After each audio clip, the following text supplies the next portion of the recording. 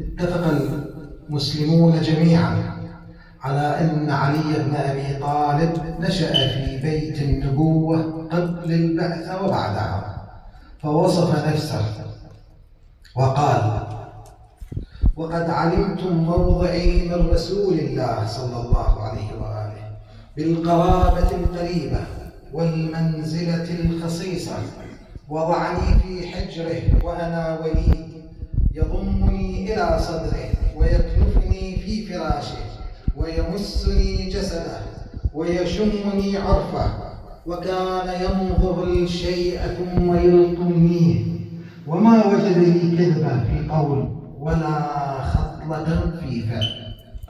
هذه النشأة ليست عادية، بل تكوين مقصود يدل على أن النبي كان يعد عليا لأداء استثنائي ومستمر نعيشه إلى اليوم وإلى قيام الساعة.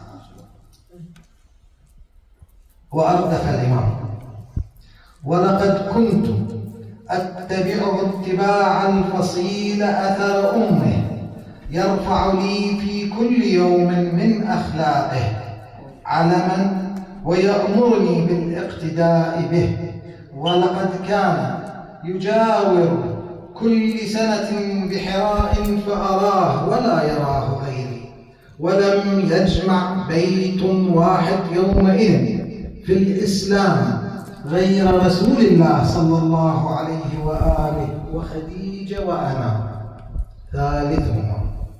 أرى نور الوحي والرسالة وأشم ريح النبوة.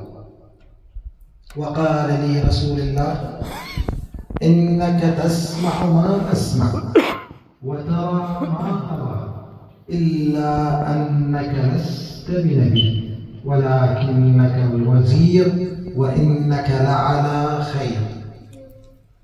فله السبق، إنه أول مسلم، إنه أول من صلى، إنه الوحيد الذي لم يسجد لصنم قط، حي في أيام البعثة. هذا يعني إن شخصيته لم تمر بمرحلة تلوث عقلي، وهو ما لم يتفق إلا مع إعداد إلهي خاص. قال تعالى: والسابقون السابقون أولئك المقربون في جنات النعيم ثلة من الأولين وقليل من الآخرين. سورة الواقعة. ولد الوصي بأقدس الأركان في بيت رب للهدى عنوان. السلام عليكم.